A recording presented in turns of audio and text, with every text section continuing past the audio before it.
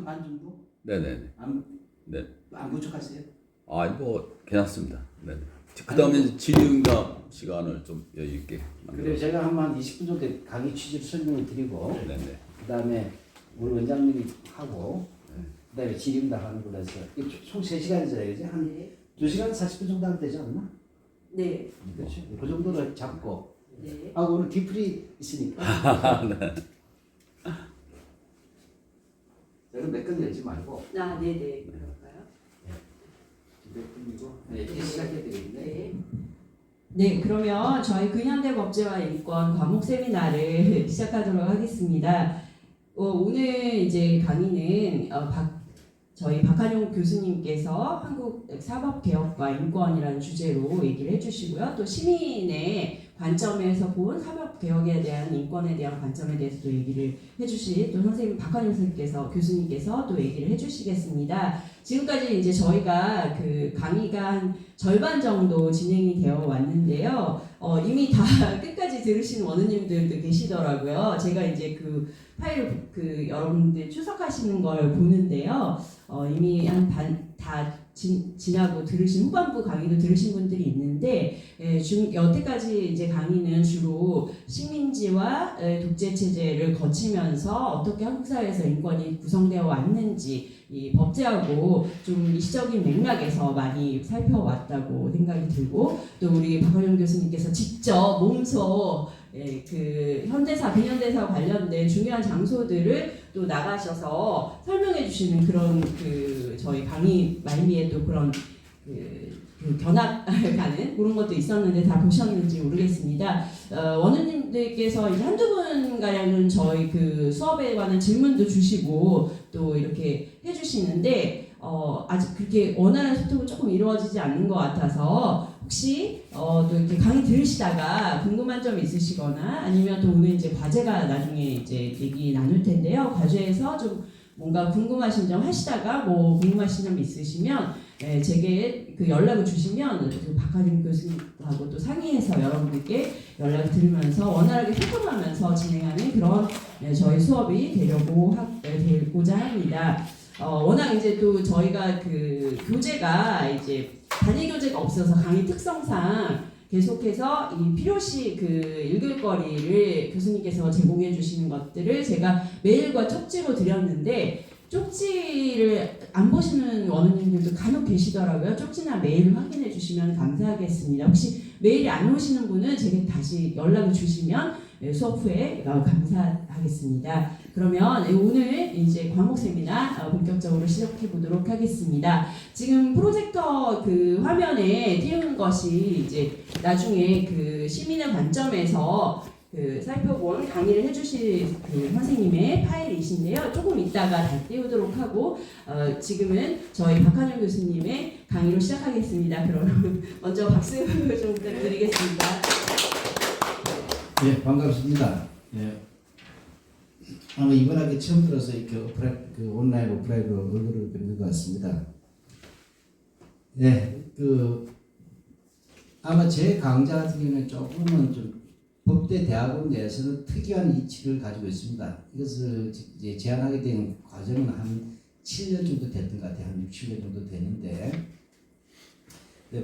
법대 교수님들이 너무 법대 대학원생들이 법 이론이나 법의 원리 같은 것들이나 그런 것들 중심으로 공부를 하다 보니까 현실하고 안 맞는 부분도 많다.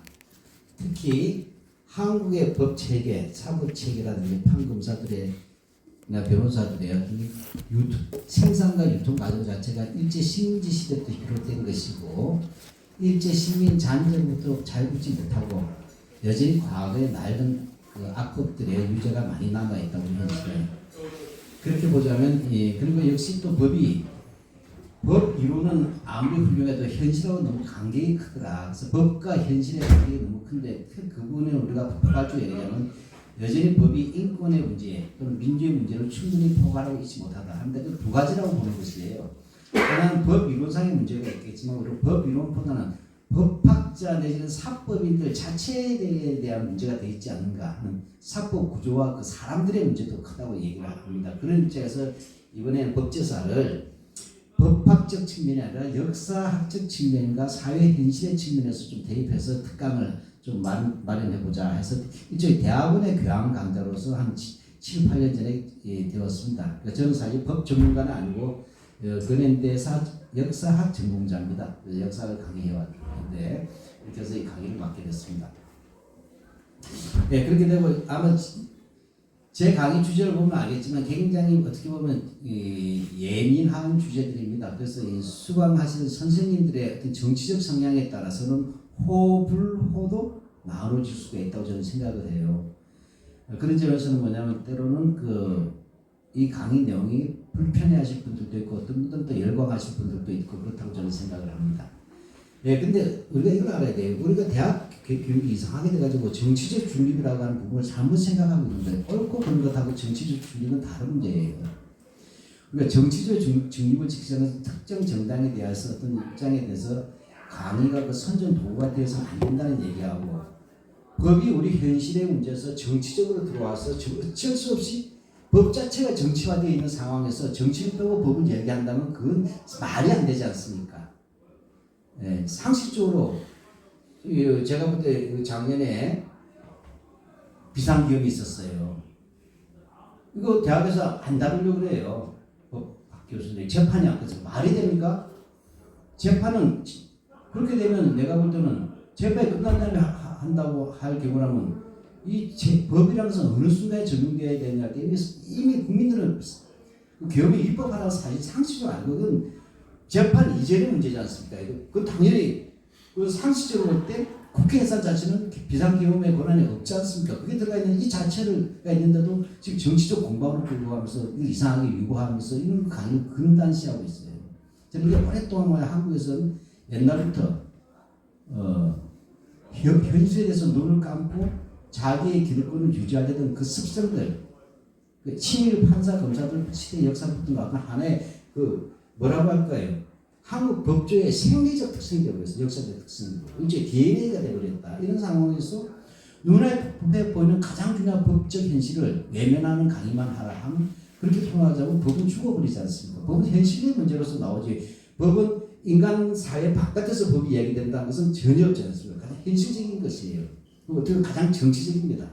그런 점에서 이 강의에서 말씀드린 것은 어떤 특정 정치적 입장에 대한 옹호나 반대가 아니라는 사실을 말씀드리고 다만 이 강의 자체가 정치적일 수밖에 없었던 이유는 한국 사법 자체가 정치화되어 있다는 이 문제 때문에 그렇다는 것입니다. 정권이 바뀔 때마다 사법적 체계가 달라지고 그 다음에 재판 결과가 달라지지 않습니까? 이게 무슨 법입니까? 그래서 정치를 빼고 법을 이야기할 수 있을까요? 지난번 정권 때는 유죄였던 사람이 정권이 바뀌면 무죄가 돼요. 이런 걸 너무 많이 봤단 말이죠. 그럼 우리는 법적 안정성이 어디 있는가 할 때 이건 내가 볼 때 법적 안정성이 없다고 봐야 되죠. 일반적인 분이 아니라 정치에 연결되는 그 순간 사법도 정치화가 되더라는 것이에요. 그럼 이런 상황에서 우리가 볼 때 이 강의는 왜 이런 식의 현상이 나오면서 사법이 불신을 처하게 될 수밖에 없었는가 하는 문제로 돌아봐야 되고 그게 오히려 사법개혁의 출발이 되어야 된다고 저는 생각을 합니다. 네. 그런 점에서 제 강의를 보시면 그러한 그 역사적 뿌리를 일제강점기부터 시작해가지고 좀 더듬어 올라가고 또 중요한 이슈들을 살펴보는 것이니까 여기에 대해서는 또 제가 어떤 국민의힘이냐 또는 민주당이냐 또는 정의당이냐 이런 식의 입장하고 전혀 다른 문제로서 역사학의 입장에서 바라보고 역사학의 성과들이 상당수 반영된다고 말씀드리겠습니다. 다만 그것이 시의성이 강할 수밖에 없는 것은 인권을 다루다 보니까 현실의 인권 다뤄야 되지 않겠어요? 예, 그러다 보니까 주제가 다소 외곽적이지만 또 일반적인 대학원, 법학대학원에서 없는 강의라는 것도 참고해 주시면 좋겠습니다.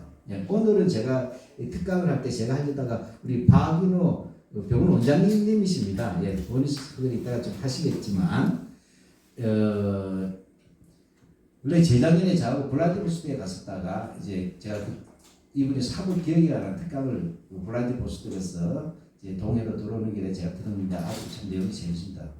법은 법학자들이나 사법인들의 전유물이 아닙니다. 누구라도 법에 왜냐하면 예의 없이 적용되기 때문에 예의 없이 적용되는 사람들은 누구나 이 법에 대해서 말할 권리가 있습니다.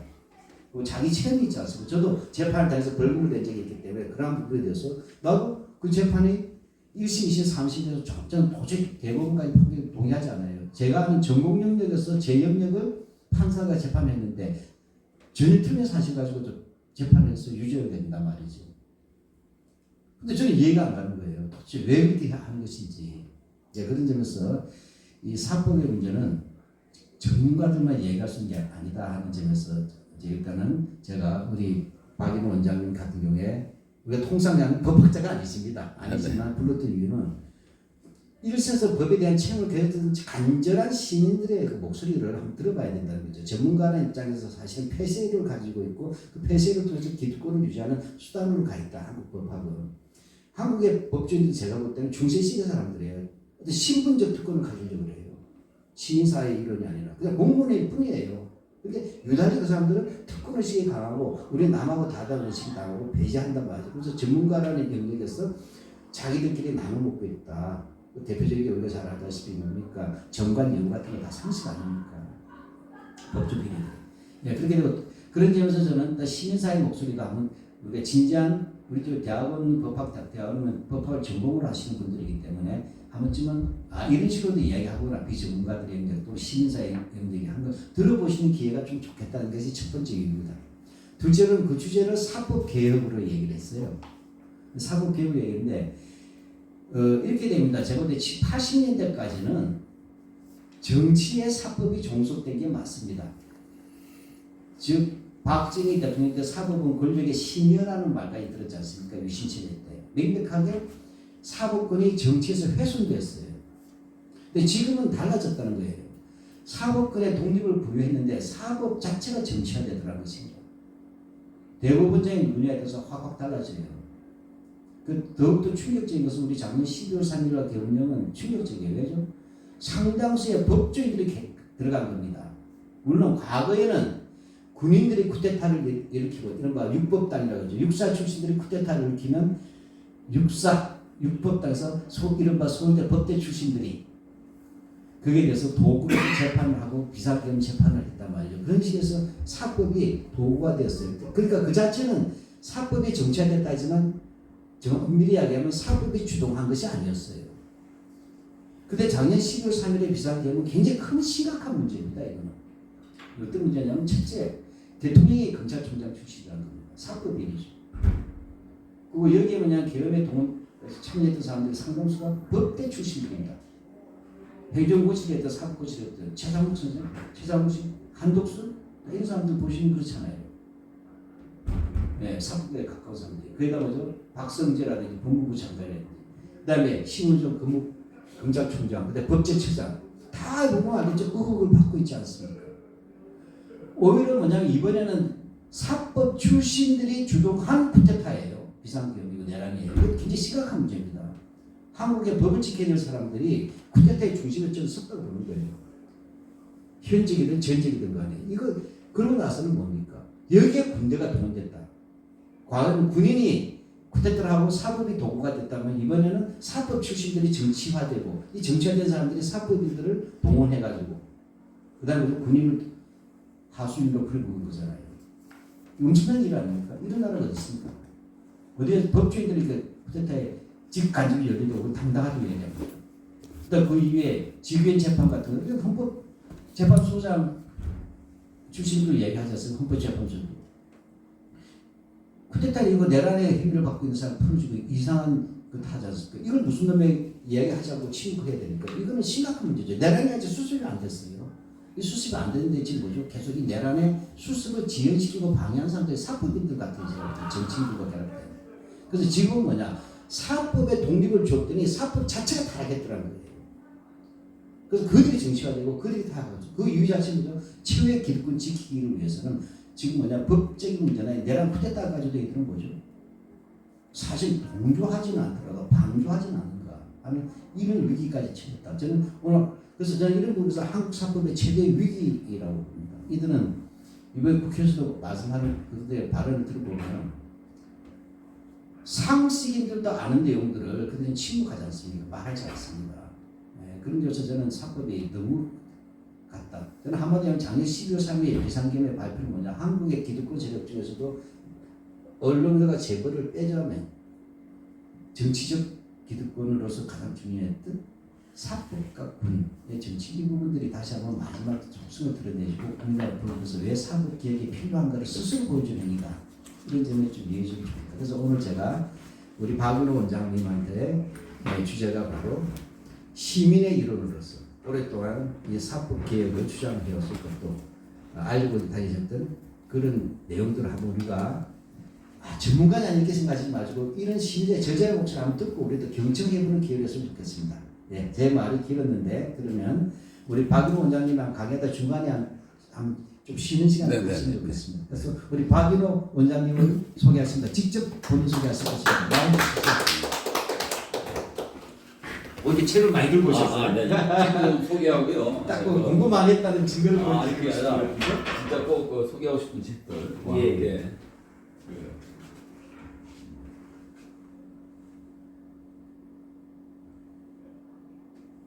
슬라이드쇼. 슬라이드쇼.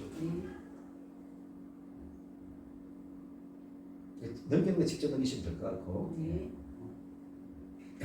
예, 여기서부터 시작하시면 됩니다. 예, 마이크 넘기겠습니다. 안 보이네요. 됐습니다. 네.